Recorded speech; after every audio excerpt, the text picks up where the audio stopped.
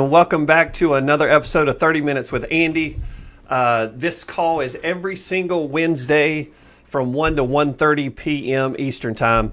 I'm super excited about today's guest. Somebody that's very special to me.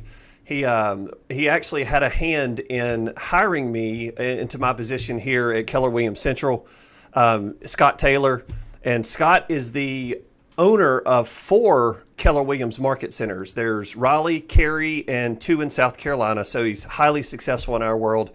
And I've learned I could take the 30 minutes of this call and thank him over and over and over again for the things that he's taught me with finances and investing and real estate and how to lead a market center from the front and leadership in general. So just want to briefly introduce Scott and who he is. And then, how are you doing, buddy? I'm great. It's great to see you. Good to see you. This is a real thing. You've got a microphone and everything. It's a real show. Look, it was nothing, and, and then it was something. I love it. It was so funny. We were sitting in the office. I was sitting in the office several months ago, and I was just, and I think I told you this on one of our Monday calls, but I was just like, I called Daniel and I call him in the room. And I'm like, how can we get in front of people and just give them value? Even if sometimes it's real estate, sometimes it's Keller Williams, sometimes it's investment, sometimes, just whatever. Just bring value to people. And he was like, why don't we do a show? I'm like, all right, so here we are.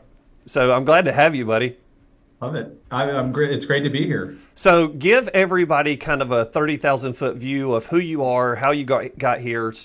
Start at the beginning when you were doing what I was doing, and then fast forward, give them all the details between now and here. Then and now. You don't want to go back. You don't want to go back before that. If you want to throw in the cop stuff, throw it in, buddy. You don't want to hear the messy truth about how I ended up there, of all places? Give it to him. So I was selling real estate in Denver, Colorado. I was with a couple of really good luxury firms. That was my focus. It was a great experience. We had a little team. We were, I think, our best year, number 3 in the Denver Board of Realtors. And I was working with Denver Broncos football players. I was working with Colorado Rockies baseball players, high-powered executives. It was just a really fun experience. And the truth is, by late 2011, early 2012, just grinding it out through the shift, not having, great systems and models, just really being entrepreneurial and succeeding at it, I just was pretty burned out. And believe it or not, I shut this amazing business down and walked away from it. And I moved back to North Carolina and kind of just landed briefly in Burlington. And while I was there, I met some people that own the Keller Williams office there, and they were looking for someone to do what you're doing. And so I took that job, the team leader role at Keller Williams, what was then called Keller Williams Burlington. And within a year, I just completely fell in love with KW. And I realized that this company had all the answers I was looking for. I took every class. Some of the people that were there at the time will remember, we'd bring in an instructor to teach an all-day business class on real estate, teaching our Keller Williams systems and models. And I would introduce the instructor at the front of the room, and then I would run to the back of the room and get a notepad out and sit there and take notes all day and learn. Yeah. And as I went through that, I just realized, I was like, man, KW just had all the answers. It's got coaching, it's got consulting, we have proven systems and models. And the truth is, I actually kind of thought about going back to Denver at the end of that year and starting my business back over again and kind of taking what I had already built, applying KW's systems and models to it. I thought we would just crush it out there. Yeah. And at the end of the day, I decided to stay in the leadership role. And my second year there, we did really well. We really grew that office. I think our market share went from 20% within a couple of years. We were at almost 40% market share. Yeah. Agent count went from, I think, about 100 to over 150, 165 or so, something like that. And obviously it was already the number 1 office in that county, but really just extended the lead over number 2. And we expanded into some other markets. And that got me an opportunity to buy into the Keller Williams Raleigh Market Center. My partner there is Joe Williams, as in Keller Williams. That guy. He was the original. Yeah, he was the original operating partner at KW Raleigh, and so we've been business partners for coming up on a decade now. That led to buying the Keller Williams Columbia Market Center. I've got some great partners down there. We launched another market center in Columbia from that one in downtown Columbia. And then about a year and a half ago, I bought Keller Williams Cary, which is 15, 20 minutes from the Raleigh office. So it's strategically, it's kind of interesting because we're in the two capital cities in the Carolinas and they're not close together. But the two market centers in each of those states are 15, 20 minutes apart from each other. So we do get some cool synergies there. Some other things too. I'm a national trainer for Keller Williams, so I travel around the country teaching agents, teaching Keller Williams Market Center leaders. Yeah. What are some of the things that everybody falls in love with Keller Williams for different reasons? Sometimes it's coaching and training, sometimes the mentorship, sometimes it's the resources, sometimes it's the tech. Like, what was it for? I know what it was for me. What was it for you that was like, man, this is home. This is where I'm going to spend the rest of my career building something crazy? Because that's the thing that I think I learned the fastest when I came into the Keller Williams world is how many different avenues there are within the KW ecosystem to do whatever you want to do. And what was it for you that was like, this is my spot? This is it? Our current kind of tagline is, as you know, is where entrepreneurs thrive. Right. And I think it always has been that. I think we just finally put that tagline to it after 40 years. Yeah. In my case, I mean, there were two things that happened for me, and they were kind of like when you think of we talk a lot about our culture at Keller Williams, and so I had a cultural experience that cemented things for me, and then I had business experiences, and I'll kind of talk about both of those independently real quick. Yeah. So the first thing that happened, so as I said, I came from I'll just put it this way, a slightly stuffy real estate background in the luxury world that I had been in, and I joined KW on January 15th. 2013. Mm-hmm. And as you know, our convention is about a month later. Mm-hmm. So 30 days later, I was in Dallas, Texas, and I was at this huge convention we call Family Reunion, and there were fireworks going off on stage, pyrotechnics, and the Dallas Cowgirls were dancing on stage, and there were probably 15,000 people in this room. And I thought, what did I get myself into? I have never been to anything like this. And at the last day, that was the opening ceremony of that convention, the multi-day convention. The last day, the former CEO, Mo Anderson, has always led this thing that she calls the inspirational brunch or inspirational morning. And it's just breakfast on the day that most of the people fly out. And she kind of puts on a show of, just kind of inspiring stories, the kind of thing that, usually my eyes get kind of watered up and I get choked up at the point, And there were, I don't know, there must have been several thousand people in this room. We were all sitting at big round tables having breakfast. And Mo proceeded to start telling us this story, that there was a place in another market, and I won't get too specific about it, but there was a company there that had a really big market share. They had, I think, like 60% market share, especially on the listing side. So a new group went in and opened a Keller Williams office in that town. And this embedded company didn't really like that. So what they did is they decided to stop paying commissions to the Keller Williams agents. So if, as you know, in our business, there's two sides to a transaction, a buy side and a sell side, and the commission is typically split. Well, this other company decided not to split the commissions if it was only if it was a Keller Williams agent that brought the buyer on their listing. And so Mo proceeded to tell us this story. And at this point, these people were owed, I don't know, $165,000, $170,000 or something like that. And she told us all, she said, there's an envelope in the center of every table. Get out your wallets. We're going to make them whole in 60 seconds. And everybody started shoving money and checks into these envelopes, and people ran around and picked them up.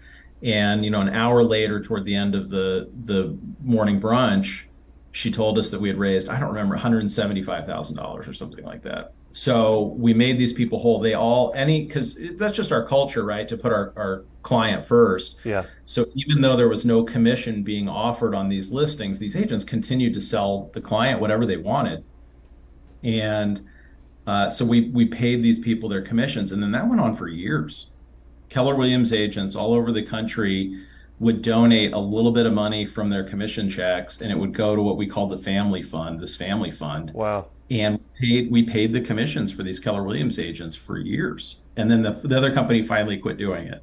So it just shows you when you stay on the right path and you're in integrity, I think you end up winning. Yeah. So that was kind of the culture moment. That was 30 days in, where I just thought, I've never been part of anything like this, where agents would pay the commissions of other agents in this kind of situation. And at that point, you're brand spanking new. Like, you're showing Oh, up, you're 30 days in, and Yeah.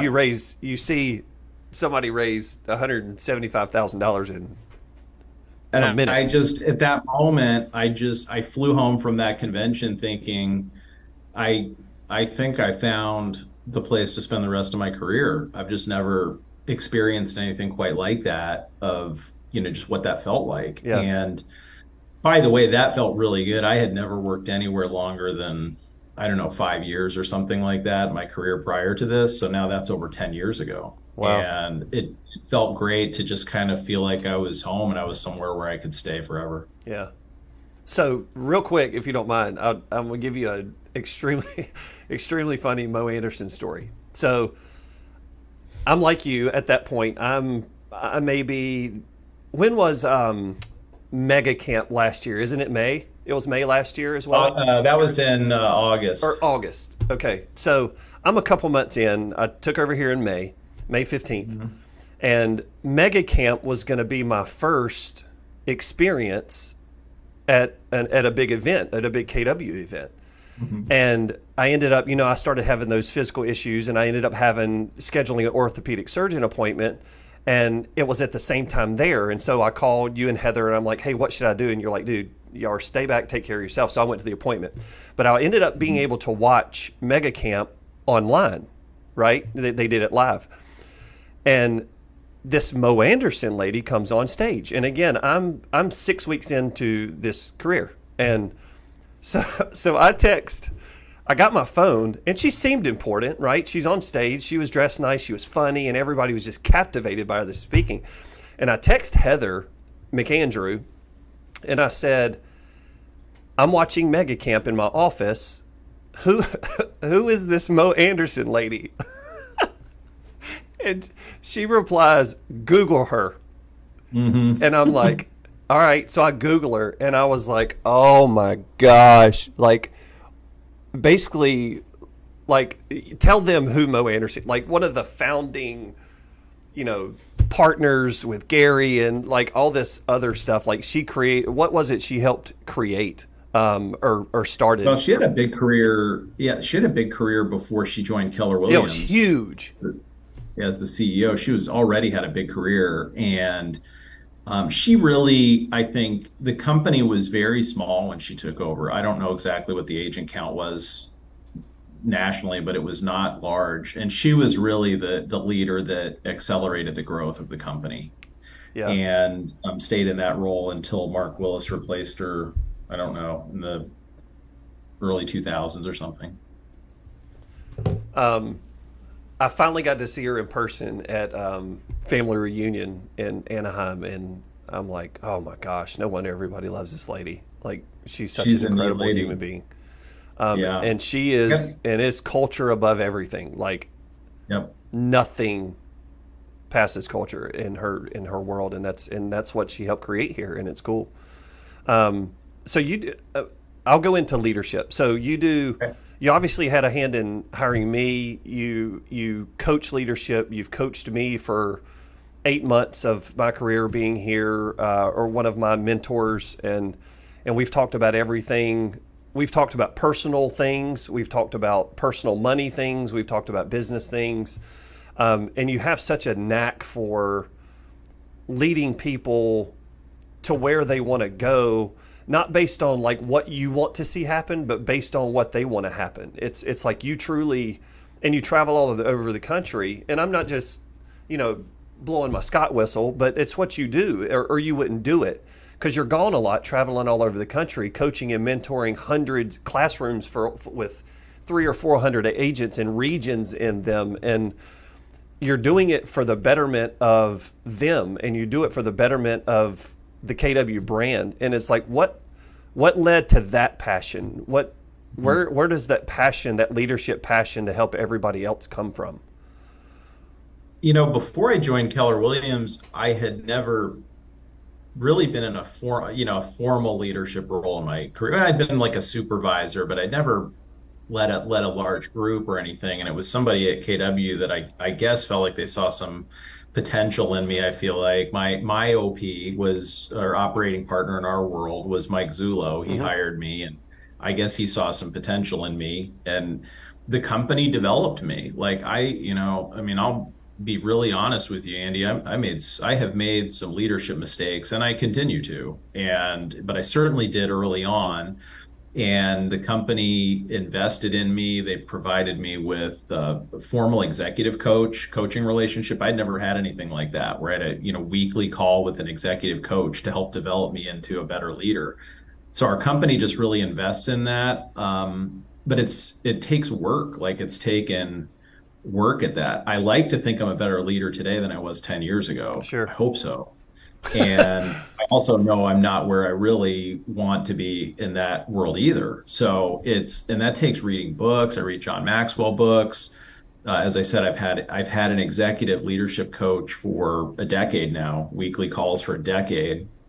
Gary Keller taught a day-long what did he call it? A leadership academy in Austin back in December. I attended that. It was amazing. So it's just constantly seeking, if I have a strength as a leader, I think it's that I don't think I have a strength, and that I need to work on and develop it. You have a little bit of built-in humble. Well, I appreciate that. I think if you really are paying attention and you're striving to do your best and lead people, it humbles you plenty. So I don't have to look very hard for opportunities to stay humble. That's true. This industry will do it quickly. Yeah. So you're majority owner of 4 market centers. Let's go personal for a minute. Okay. What do you see? You're where you are because of the decisions you've made over the last decade with Keller Williams. Where do you see, and what do you want your world to look like in the next 5 years with Keller Williams, or the next 10 years with Keller Williams? Like, I always like people asking people, and I did this with Amanda Light too, my executive coach. And she said, "Do you have any questions for me when we first met?" I said, "Yeah, what are your goals?" And she was like, "Nobody's ever asked me that before." And I'm like, well, honestly, my naive reason for asking that question is because I'm so new to the Keller Williams ecosystem that I don't know what's out there for me. And so hearing what people like you, and over the last year, like what your goals are and Amanda Light's goals are and Heather McAndrews' goals are and what Gary's visions are, those things help me think bigger. So what do you want your world to look like inside of KW in the next 5-10 years? So, it's interesting that time I mentioned, a little over a decade ago, when I was in the process of leaving Colorado and coming back to North Carolina, I reached out to somebody I knew in Denver who had been a C-level executive at a large computer company. So somebody you might know. Somebody I just really looked up to. And I was taking some business opportunities to show him that I was considering, and they were not in the real estate business. So I was looking for a business or a company that I could buy. And at the time, as I mentioned, I was pretty burned out. I really wasn't very high on it being in real estate. And at the end of lunch, and he had taken all this time and reviewed these financials for me, and really was very generous with me and with his time and helping me.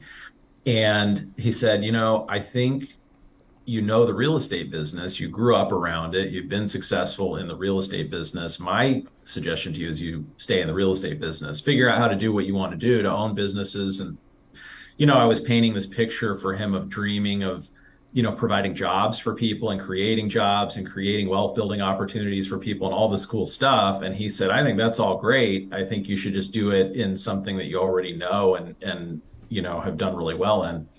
And I just couldn't see a way or see a path at that at the time. And then it was later as I joined Keller Williams and I saw that there were all of these opportunities to own and start other businesses. So, Right. as you mentioned, I own 4 Keller Williams market centers with, I guess we have 7 locations right now, and that's well over 700 agents. We sold 5,610 homes last year, Wow. and that made us number 115 out of, I think there are over 85,000 real estate brokerages in the United States. So we were in the top 115 out of that. That's awesome. We were 400 units away from the top 100. So 400. And so where to next? So I co-founded a title insurance company a few years ago with some business partners in Keller Williams. That's been a great success. And then I'm in the process of starting 3 to 4 additional businesses outside of the Keller Williams offices, but that will help the Keller Williams offices. And so where I'm really headed right now is, we're always looking for talent, right? I've got a couple of leadership openings or opportunities in my world right now. Yeah, advertise yourself. Yeah, thank you. You're in front of my whole Facebook world. I've got opportunities in North Carolina, in the Raleigh area, and I've got opportunities in South Carolina, in Columbia, South Carolina. Incidentally, I know of opportunities all over the place if someone needs to get somewhere specific. So I've got 2 roles to fill, and then my plan is to go really get to work on these other businesses that I'm pretty excited about. And again, I think they'll help. These things will help our agents and help our customers. Yeah. So that's what excites me. I like it. So we'll take the last couple minutes and Okay. There's KW agents in our market center, other KW agents who log on to these and listen to these calls and shows and things like that. But it's also open to agents with other companies and things like that. But I don't want to ever angle anything KW. I want to truly give value to anybody, no matter where they are. So what, if you had to give to the real estate agent listening, no matter where they are, in a non-Keller Williams bias way, being the overseer of 800 agents, what advice would you give them in this moment as an action step to leave and make them better in their business? Well, the first thing I would say is I feel like I work for them. I don't feel like an overseer. I feel like I report to them. And Yeah. I think that's why it works. That's just my attitude. Well, we're not here without them. We know that. That's right. We're here to serve. I mean, truly here to serve our agents who then, it's kind of like, I remember hearing a former executive with Southwest Airlines speak years ago to a crowd of business leaders. And he said, we figured out a long time ago that if we treat our employees right, they'll treat our customers right, and everything will just take care of itself. And I think we think that way, right? We go serve our agents so that they can go serve their clients, and then that's how we get to be the number 1 real estate office or real estate brand in the world. And how my little corner of that can be number 115. That's our theory. So. I think you asked, what was your question again? That what advice would I give? Yeah, what 1 or 2 just immediate, simple action steps can you give the real estate agent listening, no matter where they are, to do right now to make them better in their business? Here's what I would say. This is an incredibly exciting time if you're prepared to work. Incredibly. And so I got my real estate license in 2005. The market was pretty good. If you look at those charts, right, when you see those charts of home sales, it was still rising in 2005. 2006 was pretty great. 2007 was pretty great. working with a buyer or, seller. It was all in hindsight pretty easy. In 2008, I can still remember when these big investment banks started failing, like Lehman Brothers, and people just freaked out. Everybody thought we were going into a global depression, and my business slowed down quite a bit Yeah. over that winter. I can remember the fall of 2008 into the spring of 2009. My business really got pretty slow, and it was a little scary at that time. And all I knew how to do at the time was just double down and work harder. And Yeah. that's what I did. I mean, my day would start about 6 a.m. at my kitchen table with my laptop. Believe it or not, Andy, we had laptops back then. And I had a BlackBerry, if you can, the old Yeah. BlackBerry. Imagine that. That's where it was, And man. yeah, and then it ended sometimes at 10 o'clock at night. I Yeah. can remember faxing offers around trying to get a short sale approved or something at Faxing. 10:30 at night. Faxing Yeah, offers literally around. like having to fax stuff back then. But I can remember being at my office with a client at 10:30 at night because there were two offers. He wanted to put an offer in, and somebody else was putting an offer in on a short sale. It was the first short sale I ever did in, I think it was in 2007 or 8, actually. Yeah. And, so it was that kind of stuff. And what happened was, while a lot of other real estate agents got out of the business, I was able to stay in the business, Yeah. and I didn't have to go get a second job like a lot of them did. I had socked away some money, and I worked harder so that my business actually grew during that time, the whole time. Now, I'm not saying it was easy or that I was really smart. I just worked hard. And what that did is, then when it started to recover and come back around, I was still in business. I was still waiting. And that's when I started working with these professional athletes and things like that, because a lot of other people had gone away. So my best advice is, look at this as a blessing that the market slowed down. There are fewer units available right now, fewer sales available. There are fewer listings available. Interest rates have risen. If you're building a long-term business, if you have a long-term plan, don't be afraid of this. Just lean into it and double down and work harder and outwork your competition. When it comes back, you'll be standing on top of the mountain. Yeah. And truth is, 35% of the entire NAR isn't going to exist in the next 12 to 18 months. And the clients that were served through those people that get out are going to have to do business with somebody, and it might as well be us. If you look at the cover, I don't have one handy here. If you look at the cover of the Shift book that Gary Keller and Jay Papasan wrote, Yep. There are two lines, and one trails the other. Yep. They kind of go up and down and create a wave and a trough, sort of.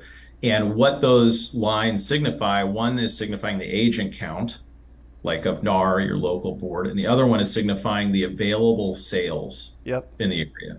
And one trails the other one, right? The agent count often kind of overshoots to the high side, and then it undershoots to the low side. And I remember when that happened. Like, I remember there getting to be a period during the great financial crisis. People forget how tough that was back then. Right. And I remember it getting to this point where I was like, it feels like it just got a little easier. Like, I remember kind of standing up and looking around and thinking, like, it feels like it just got a little easier. And in hindsight, I believe what that is the point where the agent count had kind of undershot. So many people had let their real estate licenses lapse, and fewer people were getting into the business. Right. The transaction count was actually starting to climb again. And so there were fewer of us left in the business, and the transactions were increasing. And it's So crazy be one that of you those people. it's crazy that you say that, because that's full transparency. That's exactly what we're experiencing here. Is agent count is declining ever so slightly, but the profitability and the transactions are going through the roof, right? Right. And it's cool to watch. But we are It's harder now. It's harder now than it was Sure, a yeah. year ago, right? And recognize that we went through this little blip where it was an incredibly active market Sure. in 2020, 2021, part of 2022. And, those days are gone. So it's Yeah. back to, this is actually a little more like normal real estate right now. This is kind of normal. Yeah. So Well, I can't thank you enough for spending 30 minutes of your day with me. I appreciate you. I hope you know how much I appreciate you and respect you. And I hope I've told you enough. If I haven't, I just told you again. If there's anything that I can ever do for you, man, you know where I'm at. Well, I appreciate that. It's mutual. I'm your biggest fan, rooting for you. I love you, buddy. Hey guys, stay tuned for one more minute and see who's coming up next week. And it is, we love Scott Taylor, but who's coming up next week is a big, big, big deal. Whoever this is, I'm glad you didn't make me go after them. It's Glad Jason that they're- Abrams. Oh, good. Yeah, I'm glad I didn't have to follow that act. All right, guys, He's awesome. take care. We'll see you next time.